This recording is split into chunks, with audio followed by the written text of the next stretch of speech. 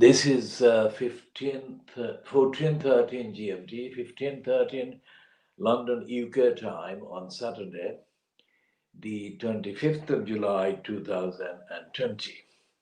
This is the 1400 GMT edition of the Khoodeelaar TV channel online Test Bulletins. It's a series of bulletins we are testing, although we are publishing, but we are doing that under the general heading of tests because we are testing the technology, we are testing the other relevant factors because this is a new technology, new experience, a new exercise by us. Apart from those technical factors, the contents are absolutely original, universal, and we are publishing based on our own research conducted 247 on all the issues that we cover, imply, and relate to. There is a point that I have to make here about the comments made by an unexpected observer called Frederick Forsyth. He's a writer of spy fiction and well-known public figure in terms of commenting on public affairs. Frederick Forsyth is not normally expected to make a comment remotely sympathetic to any suspected Muslim terrorist, especially not in support of the humanitarian standing and locus of this child, school child, Shamima Begum, who as a school child left Britain in 2015, early 2015, and was reportedly found to have crossed from Turkey into Syria. Now, Shamima Begum has been given a Court of Appeal ruling allowing her to appear in the UK to pursue the appeal against the Home Secretary, the UK Home Secretary's withdrawal of her British citizenship. Now, Frederick Forsyth is the only person that has actually commented about Shamima Begum, who is not hostile to her in the mainstream media, apart from the tokenistic platitudes that have appeared in the Independent and the Guardian. But this is the only person that has been a well-known figure on the right. But his comment is therefore additionally important because if he can recognize Shamima Begum's human rights, then the question is how come that the same rights have not been recognized expressly by Keir Starmer in that sense, in that way, and by any of the others in the Labour Party's main opposition in the House of Commons in Britain. And I have not come across anything from Jeremy Corbyn until April, the leader of the Labour Party, and supposedly still riding high on the shores of a lot of bots and other propagandists as the radical saint that Britain had ever the fortune of having as its leader of the opposition. Now, Jeremy Corbyn is being demonized by his own bot circles. And the Khoodeelaar campaign unfollowed Jeremy Corbyn yesterday because of that evidential reason. We shall come to that in longer detail in proper extended editions of this bulletin later. Now, back to Frederick Forsyth and what he's saying about Shamima Begum. His column has got the last paragraph has got this one. Why demonize one young woman who was a child at the time as the personification of evil by the removal of her citizenship? If she was a failure of a human being at 15, it was we who bred and raised her. Isn't that in Magna Carta? And it is hard to see what crime in statute law would stick because ISIS was never formally at war with the UK and she never fired a shot at anyone or participated in any atrocity. She seems to have spent her time cooking meals, scrubbing pots, or submitting to rape. A thoroughly miserable life. Do we really have to make it more so forever? Now, the question about Magna Carta is absolutely central to our analysis of the state of English law. We say English law because although it is called British law or the UK law, essentially the driving power and force is the English core of the English legal system and the bureaucracy. Now, Frederick Forsyth is well known as a writer of many books on spying and relations between Britain and Russia and other countries.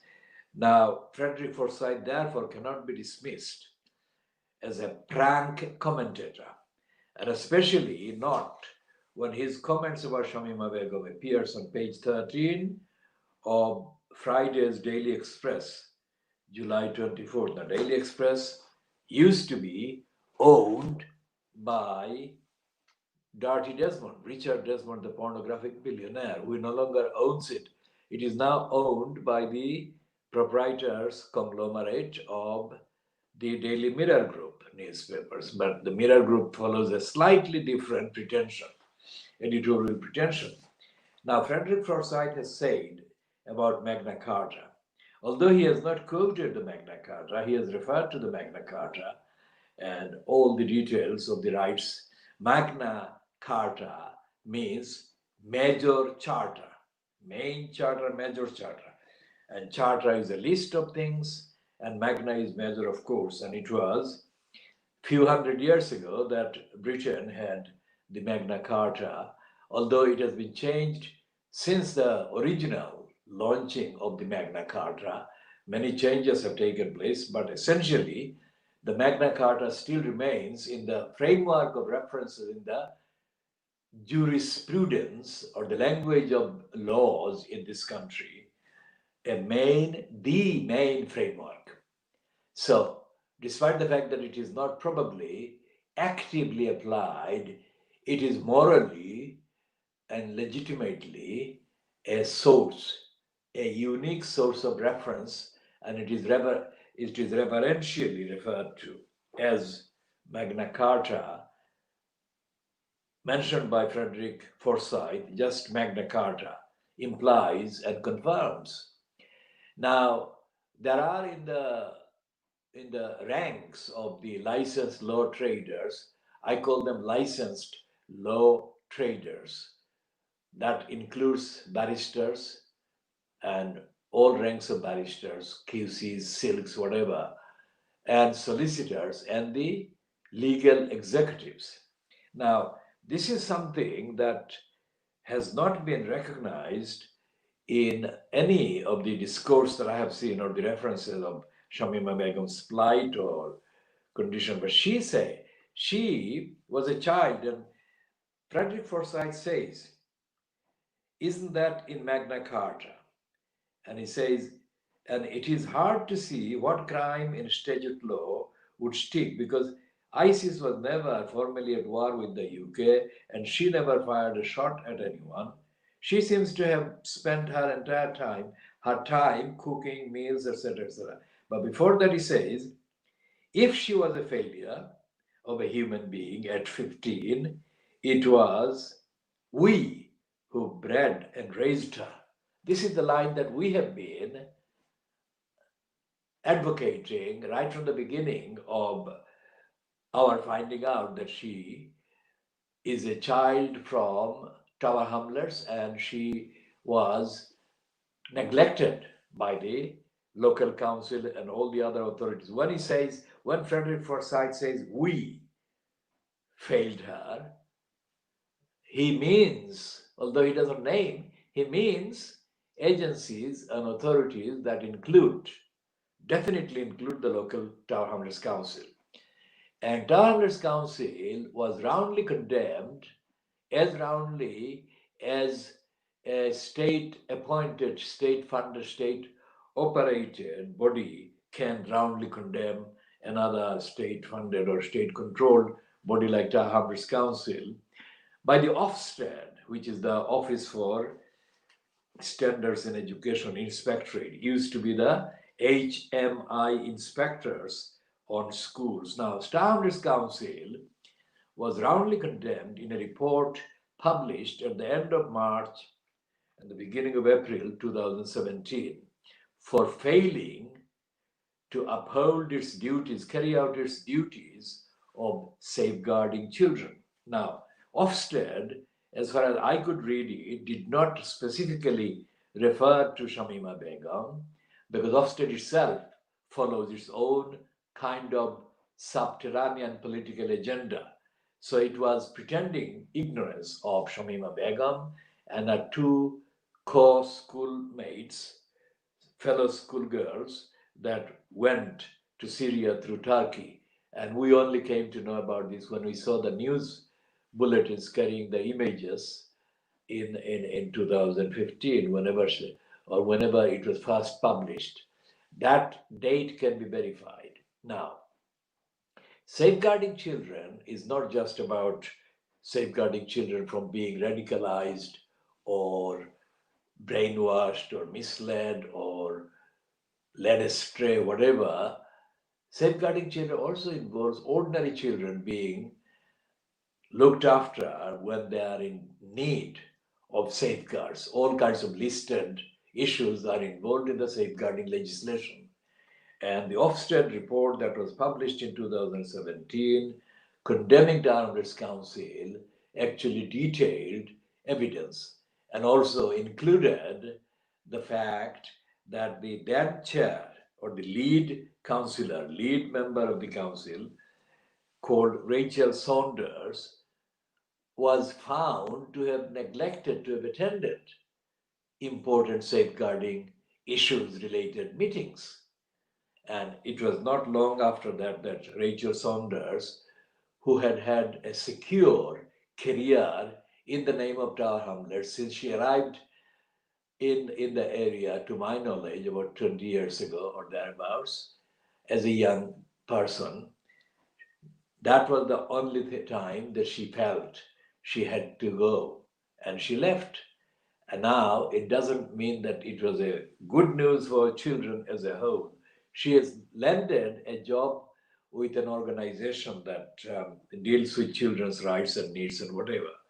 In due course, in context of the evidence, we shall cover her career after she left our Council. But the point of the mention of Rachel Saunders by name, by Ofsted, and the absence of the opposition so-called council members, including or personified by the conservative right-wing councillor Peter Golds, shows a telling evidence, stunning evidence of collaboration, collusion, complicity by Peter Golds with the negligent regime fronted by John Biggs and containing Rachel Saunders.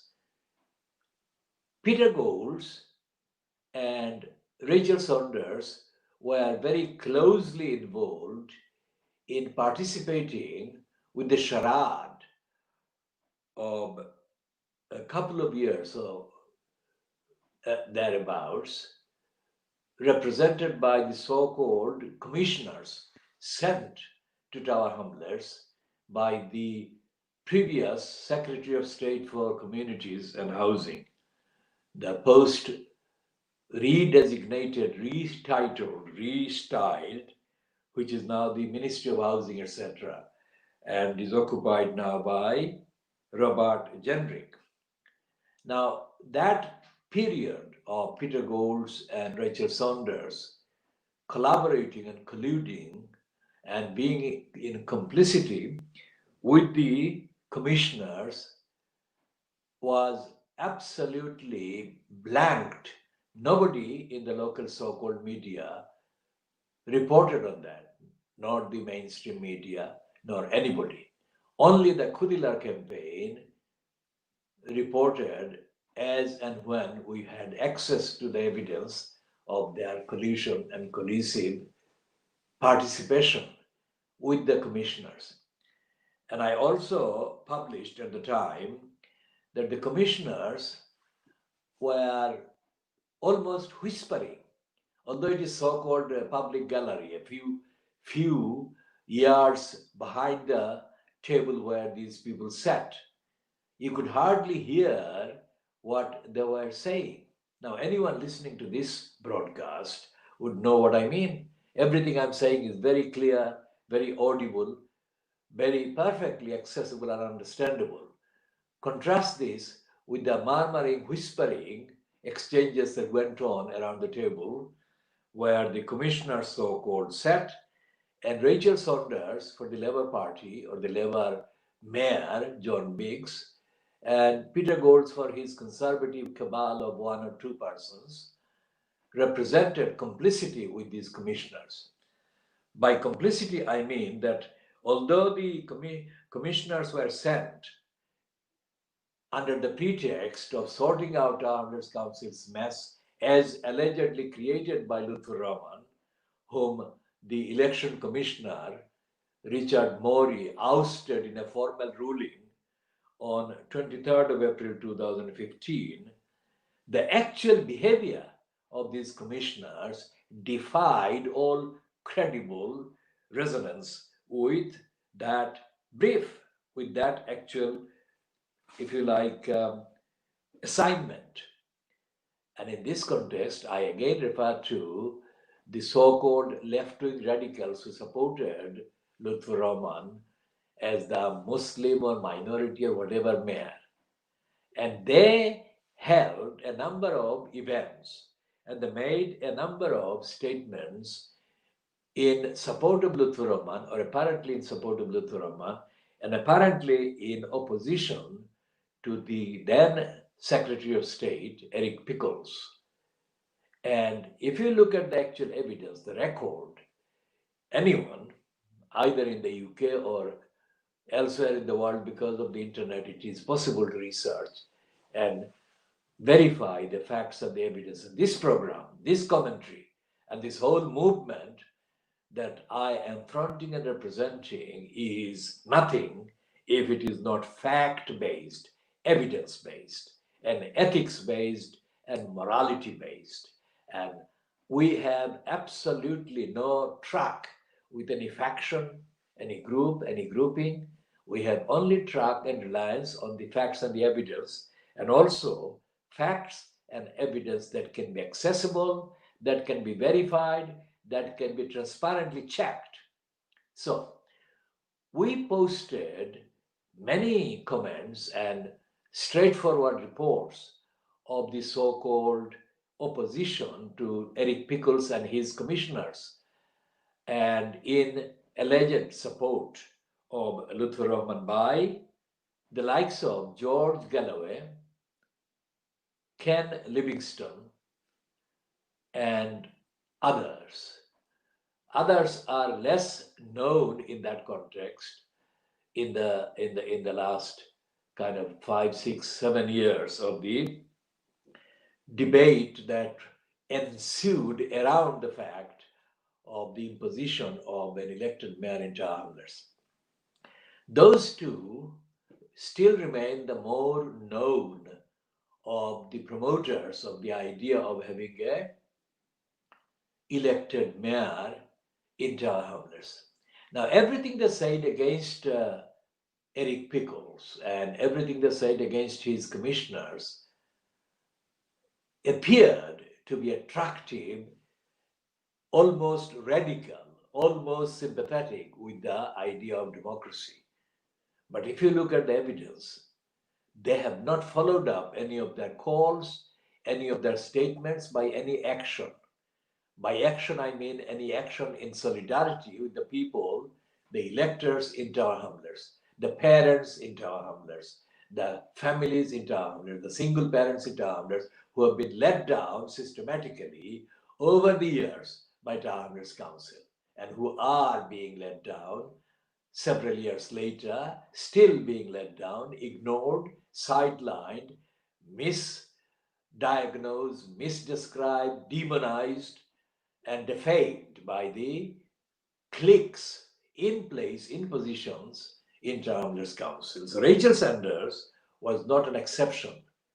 Peter Goals was not an exception. The entire culture of Townless Council, regardless of who the councillors are or who or which political card they carry, the culture of Townless Council has been complicit with hiding, secrecy, denial, and the secrecy and hiding and denial are at the expense of the children, expense of the single parents. Because I talk about single parents because I know cases of single parents being demonized, obstructed, delayed, diverted by serial obstructors employed to serve their needs in Townless Council.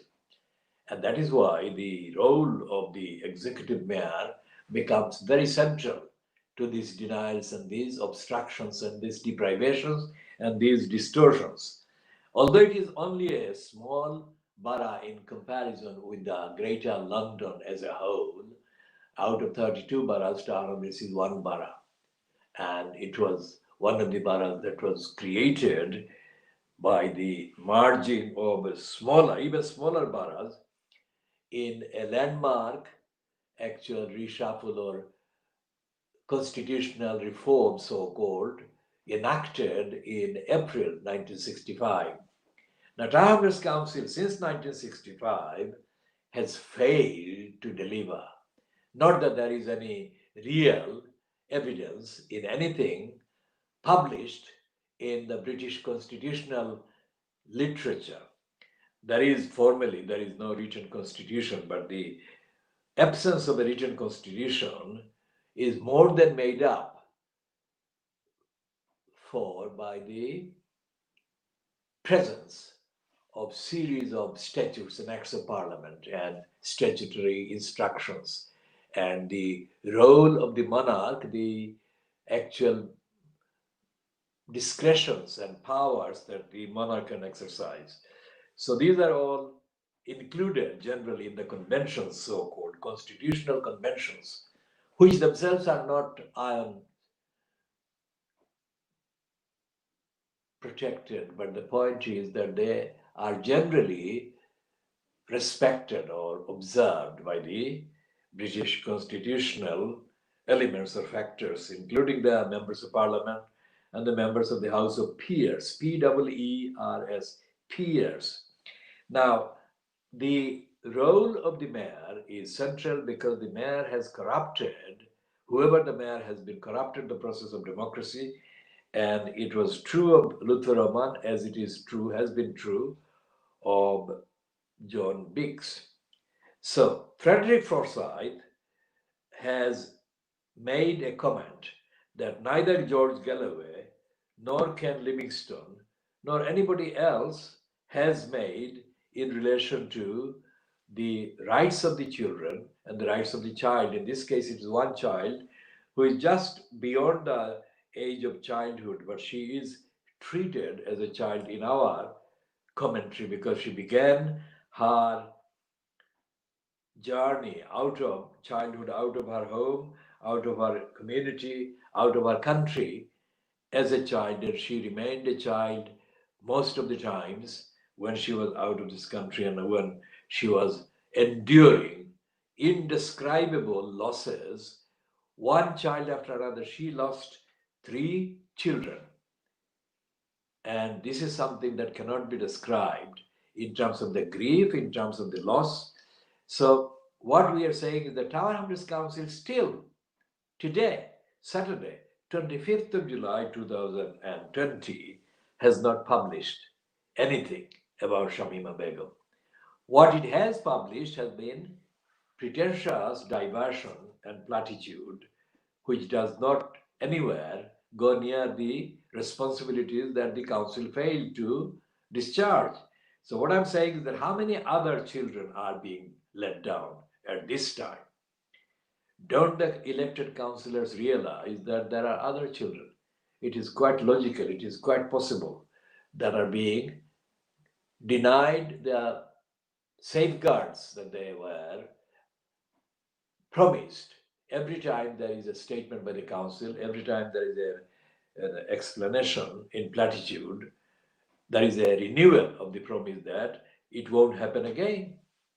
And so that is a question that we shall be keeping an eye on and raising and updating on. And finally, on the Magna Carta reference by Frederick Forsyth, before Forsyth, I'm the one who has actually mentioned the Magna Carta. And I've mentioned Magna Carta in relation to Tower Hamlets many times, including in terms of the council's failures. And I referred to the Belhaj case, and I did that when I was referring to the legal system being corrupt.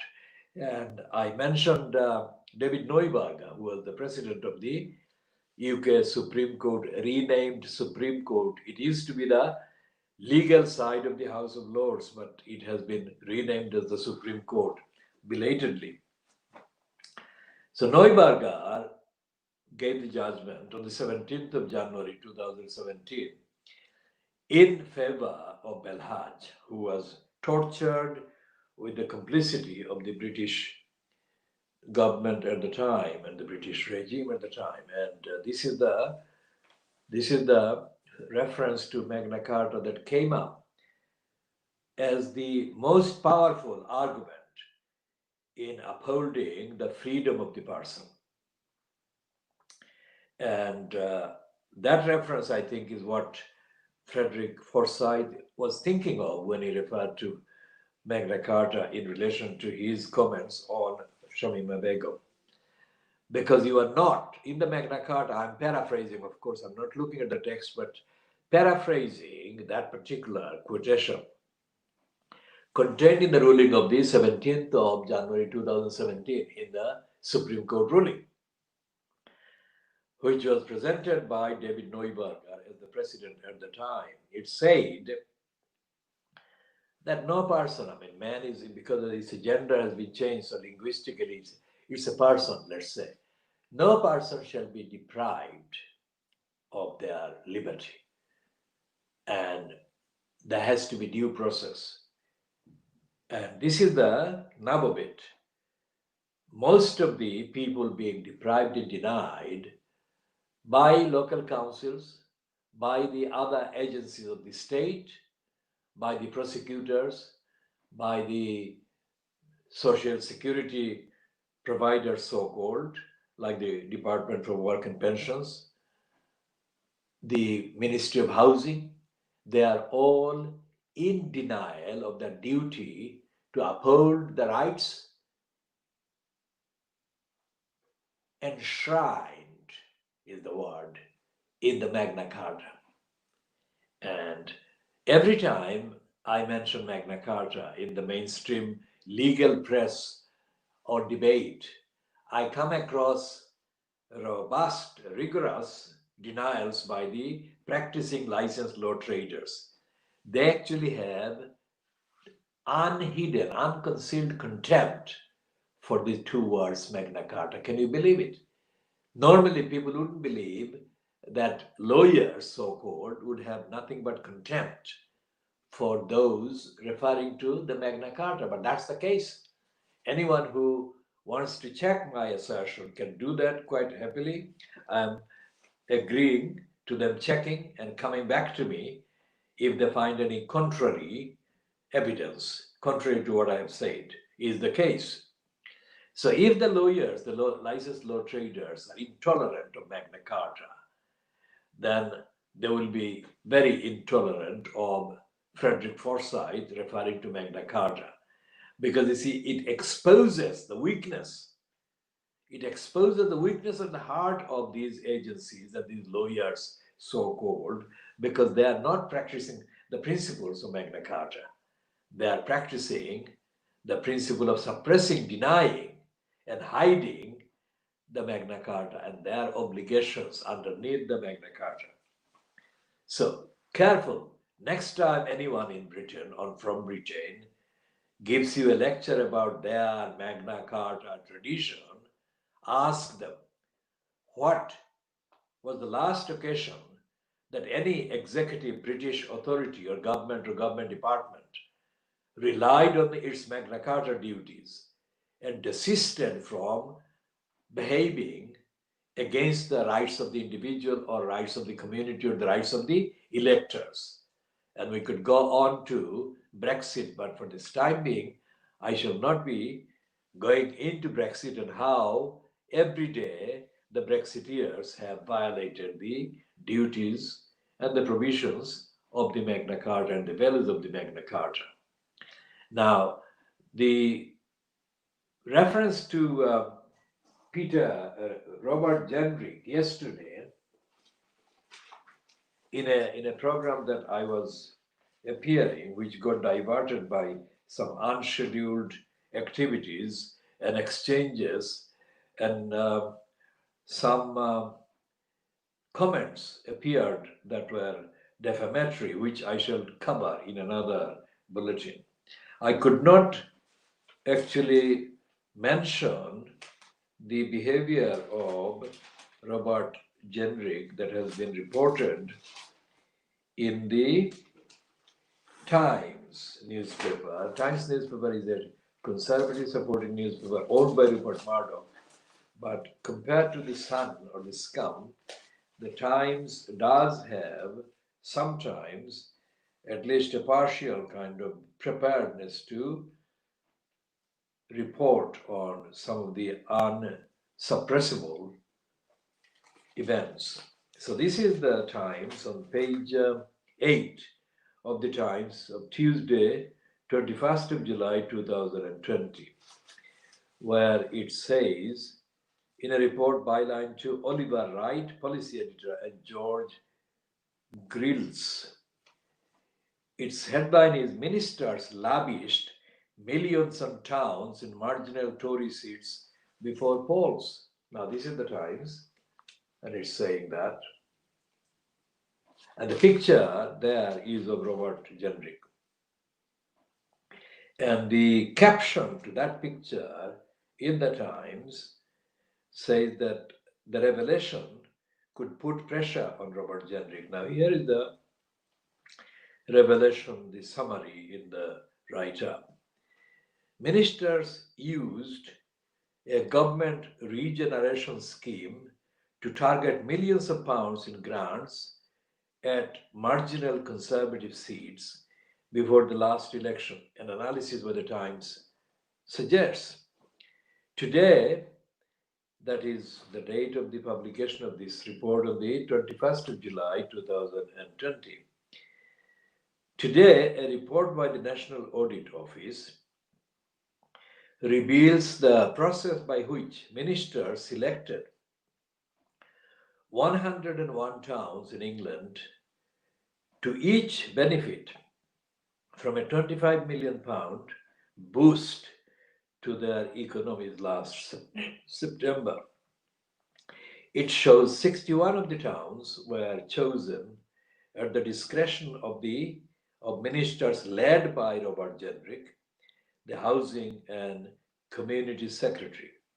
An analysis shows that all but one of them were either Conservative held seats or Tory targets before the election. Of those held by Conservative MPs, 80% had majorities of less than 5,000. Every single Labour seat targeted for funding fell to the Conservatives. Now it's clear. So they bribed. It is a criminal offense. But because of the political cowardice and ignorance of the Labour Party leadership or the Labour Party MPs, this crime has not been called a crime even now. The National Audit Office is not a branch of the Labour Party, has published report, and it is being summarized by the Times, which is not a sympathetic organ to the Labour Party, not even when Keir Starmer, a right-winger, has been replacing Jeremy Corbyn, whom the Times joined in demonizing. Now, this is a crime. If 25 million is paid to 100, and so this is a serious abuse of public money for electoral purposes. So there is no report about the intervention of a foreign country in the Brexit referendum. And they say in the Times, yesterday's Times, I think they said, that the MI5, the security service, was lobbying for more powers. Now, I have got a thing about power being demanded by state agencies. And the thing I have about calls for more powers is that that actually takes away the attention from the existing power, what the power holders are doing with the existing powers that they have. So, if the MI5 or MI6 and the security services want power, then obviously the starting point about considering their request for powers, more powers, is to look at the use or abuse or misuse or lack of use of the powers that they currently have. And this is the Times report, Wednesday, the 22nd of July, 2020. The lobbying, or they're getting, they're already getting the more powers. Now, this is the main report on the publication of the so-called Russia report. Now, we have referred to this particular edition of the Times because we have run this Amazon boss Jeff Bezos getting 13 billion pounds in one single day. But back to the MI5 getting more powers. The report also contains evidence that MI5 or the security services were prevented by the then Home Secretary Theresa May from looking into the various allegations of interference by Russia or other third party countries into British affairs, including the Brexit. And the fact that this report was delayed by Boris Johnson until well after the election coincides with the news in the Times about the funding of Tory target area councils by the tune of 25 million pounds by the Conservative government just before the election, September, and the election took place on the 12th of December. So not September, October, November, not even full 3 months.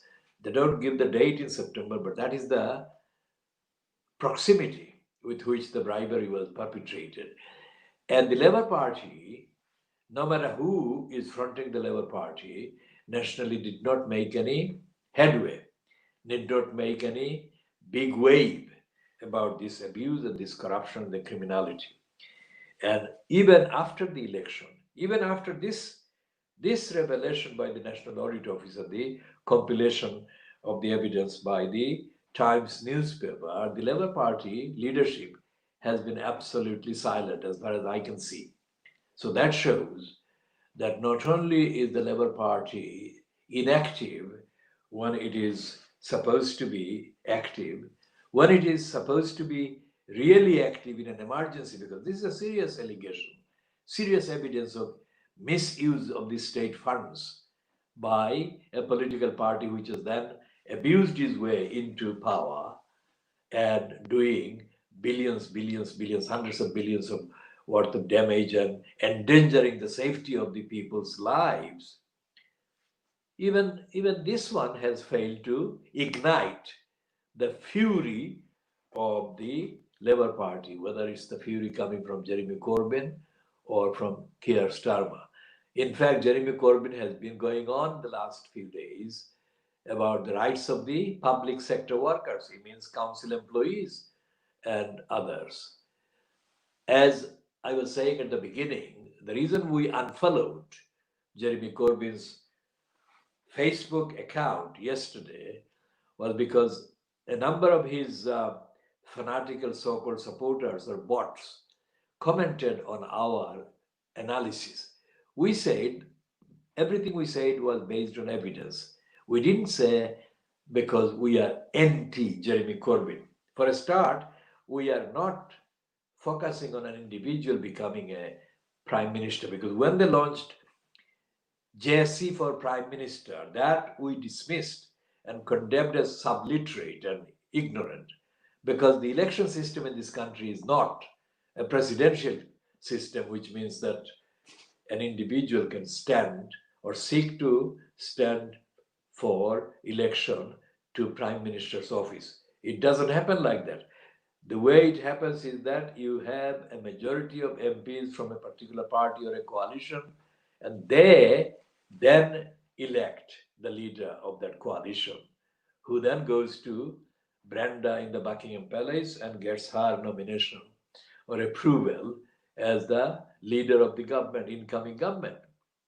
So Jeremy Corbyn's supporters or bots are as ignorant about this as they have been on the other major issues, and as Ken Livingstone, George Galloway have turned out to be about the failures of the commissioners in Tower Hamlets sent by Eric Pickles. So we are, every time we mention Eric Pickles, we say that it's a pickled situation. It's a mess. It's a confusion. And translated and extrapolated a few years forwards and into the age of the pandemic, our word applies. It's a pandemonium government. It's a government in a mess. And all these messes are having impacts, adverse impacts on the people in poverty, low income, and especially people from African and Asian backgrounds. So we shall be covering all of these in the next due bulletin. For the time being, this is now coming to 14:58 hours GMT, and it is 15:58 hours UK time on Saturday, the 25th of July 2020. So until next time, we are closing this edition of the Khoodeelaar TV channel Test Bulletins. Khuda Hafiz, goodbye.